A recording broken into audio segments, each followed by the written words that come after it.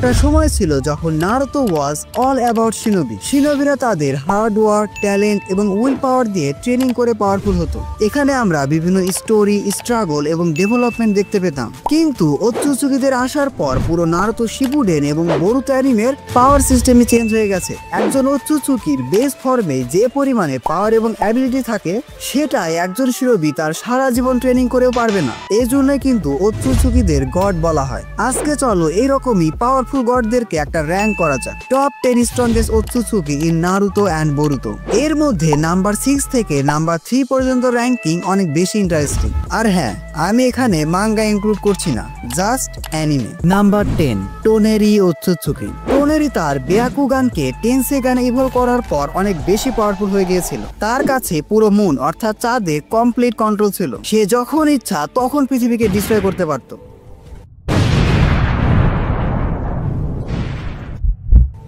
আর যখন সে টেনসেগানের সাহায্যে তার চাকরা মোড ইউজ করে, তখন সে আরো বেশি ফাস্ট এবং পাওয়ারফুল হয়ে যায়। টোনেরির এই চাকরা ফর্মকে তোমরা নারুতোর কেসিএম মোডের সাথে কম্পেয়ার করতে পারো। এমনকি এটা বলা ভুল হবে না যে কিছু কিছু ক্ষেত্রে এটা নারুতোর কেসিএম মোডের থেকেও পাওয়ারফুল। সে তার পাওয়ার ইউজ করে পুরো মুন অর্থাৎ চাঁদকে 2 ভাগে ভাগ করে দিয়েছিল।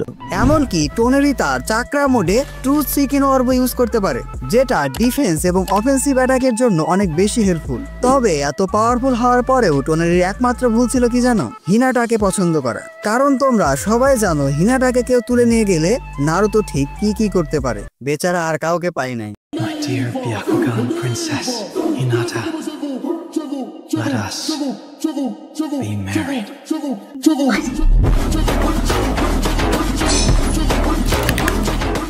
Number 9, god of the Uchiha, Indra Otsutsuki. Indra Otsutsuki ছিল হোগোরোমো ওৎসুৎসুকির বড় সন্তান। সো বুঝতে পারছো, স্বাভাবিকভাবেও তার কাছে ওৎসুৎসুকিদের সব রকম পাওয়ারই থাকবে। শুধু তাই নয়, ইন্দ্রা ছোটবেলা থেকে অনেক ট্যালেন্টেড ছিল। পারফেক্ট চাকরা কন্ট্রোলের সাহায্যে সে অনেক জুৎসু ক্রিয়েট করেছিল। তবে হোগোরোমো যখন আশুরাকে তার সাকসেসর হিসাবে সিলেক্ট করে, তখন ইন্দ্রার মাথা পাগল হয়ে যায়। আর এই হেডসেট থেকে সে তার শারিঙ্গানকে আয়োকেন করে ফেলেছিল। অ্যান্ড গেস হোয়াট, এটার পিছনেও জেৎসুর হাত ছিল। ইন্দ্রার কাছে ছিল মাঙ্গেকিউ শারিঙ্গান, যার সাহায্যে সে কমপ্লিট সুসানো ক্রিয়েট করতে পারত। ইন্দ্রার এক্সাক্ট পাওয়ার এবং অ্যাবিলিটি নিয়ে আমাদের আসলে তেমন কোনো কিছু রিভিল করা হয়নি। তবে সে আশুরাকে টক্কর দেওয়ার মতো যথেষ্ট পাওয়ারফুল ছিল। সব শেষে আশুরার সাথে ফাইটে ইন্দ্রা ওৎসুৎসুকি হেরে যায়। তবে তাদের ভিতরকার এই যুদ্ধ এখনো শেষ হয়নি। তাদের এই হেডসেট সাইকেল এখন পর্যন্ত চলছে।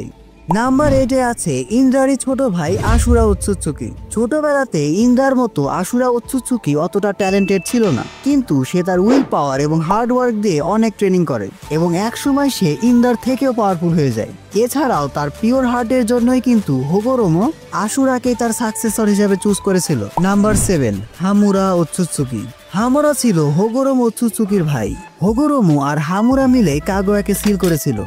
হামুরার কাছে আছে ব্যাকুগান। হামুরার কাছে হয়তো টেনসেগানও ছিল, তবে এটা নিয়ে কোনো অফিসিয়াল কনফার্মেশন পাইনি।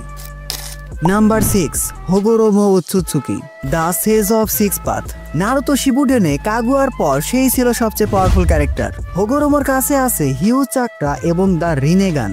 এমনকি তার কাছে রিনে শারিঙ্গানও ছিল। হোগোরোমো ওৎসুৎসুকিকে তোমরা পিওর গড বলতে পারো, কারণ সে যে কোনো কিছু ক্রিয়েট করতে পারত। নট অনলি ক্রিয়েট, বাট সেটাতে প্রাণও ফিরে দিতে পারত। এই পাওয়ার ইউজ করে সে 10 টেলস থেকে 9টা টেল বিচ বানিয়েছিল। নাম্বার 5, কিনশিকি ওৎসুৎসুকি। কিনশিকি ওৎসুৎসুকিকে আমরা প্রথমবারের মতো মোমোশিকি ওৎসুৎসুকির সাথে দেখতে পাই। আর সাসকের সাথে কিনশিকির ব্যাডেস্ট ফাইটটা তোমরা সবাই দেখেছো।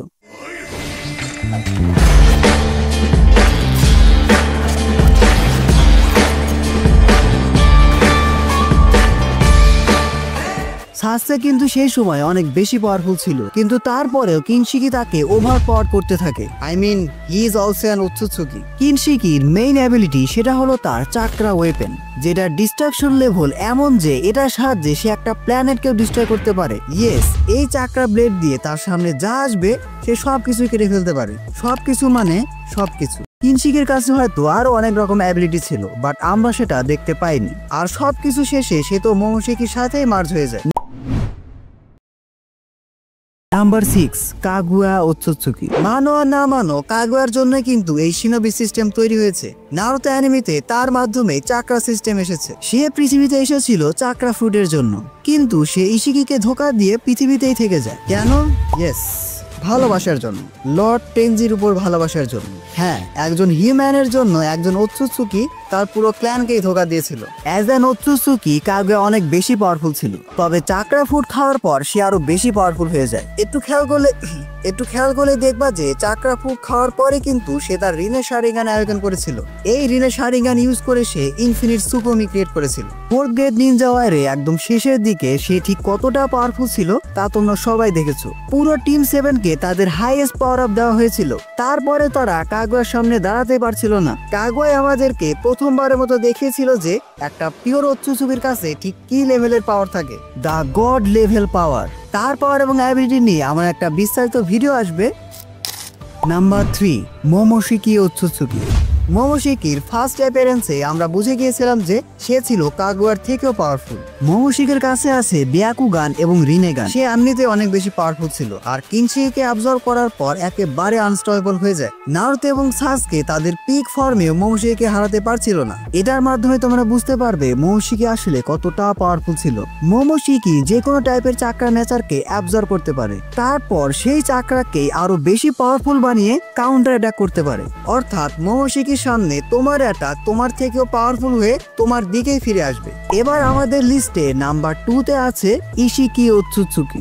ইয়েস, প্রথমবার কাগুয়ার সাথে যে ওৎসুৎসুকি পৃথিবীতে এসেছিল এবং লর্ড টেনজির জন্য কাগুয়া যাকে ধোকা দিয়েছিল, কাগুয়া হোক অথবা মোমোশিকি, ইশিকি তাদের থেকে অনেক পাওয়ারফুল ওৎসুৎসুকি। ইশিকি এত বেশি পাওয়ারফুল ছিল যে নারুতো এবং সাসকে তার সামনে দাঁড়াতেই পারছিল না। তারা দুজনে মোমোশিকিকে কিন্তু মোটামুটি ভালো একটা টক্কর দিয়েছিল, বাট ইশিকির সামনে দাঁড়াতেই পারছিল না। ইশিকি তার দোজুৎসুর সাহায্যে যে কোনো কিছুকে মলিকুলার লেভেল থেকে অনেক বড় করতে পারে। এছাড়াও ডাইকোকুরিনের সাহায্যে সে যে কোনো ছোট বড় কর্পসকে সামান করতে পারে।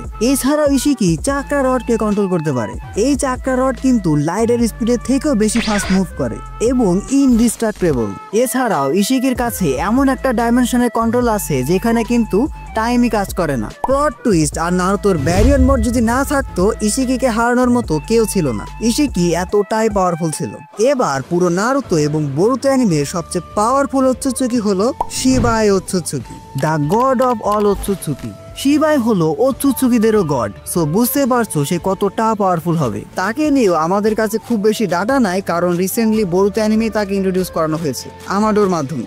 আমাডোর মতে শিবাই অনেক বেশি পাওয়ারফুল ওৎসুৎসুকি। সে অনেক আগে থেকে এক্সিস্ট করে। অন্যান্য ওৎসুৎসুকির মতো সেও এক প্ল্যানেট থেকে অন্য প্ল্যানেটে যেত চাকরা ফ্রুটের জন্য, কিন্তু সে এত বেশি চাকরা ফ্রুট কনজিউম করেছে যে সে একজন ইমর্টাল বডিলেস গড হয়ে গেছে। ইয়েস, তার কোনো ফিজিক্যাল ফর্মই নেই। বলা হয়ে থাকে সে হয়তো অন্য কোনো ডাইমেনশনে আছে। শিনোবি ওয়ার্ল্ডের জন্য এর থেকে বড় থ্রেট হতেই পারে না। যেখানে তোমরা একটা পাওয়ারফুল ওৎসুৎসুকিকে সামলাতে পারছো না, সেখানে একবার ভাবো ওৎসুৎসুকিদের গড শিবাই ওৎসুৎসুকি যদি পৃথিবীতে আসে তাকে কে হারাবে? শিবা ইউজ করে শিনজুৎসু, এটার জন্য সে অনেক বেশি পাওয়ারফুল। তবে শিবাই ওৎসুৎসুকিকে নিয়ে আমার আলাদা একটা ভিডিও বানানোর প্ল্যান আছে। আমি অলরেডি শিবাইকে নিয়ে রিসার্চ করা শুরু করে দিয়েছি। খুব শীঘ্রই হয়তো শিবাই ওৎসুৎসুকি নিয়ে ভিডিও আসবে। আর তোমরা অনেকেই বোরুতো জোগান নিয়ে ভিডিও চেয়েছো, সেটা নিয়েও কাজ চলছে। সো আজকে ভিডিওটি এ পর্যন্তই। ভিডিওটি ভালো লাগলে ভিডিওটিতে এখন একটি লাইক দিয়ে চ্যানেলটি সাবস্ক্রাইব করে ফেলো। Don't subscribe if you are not an anime fan. See you in next video.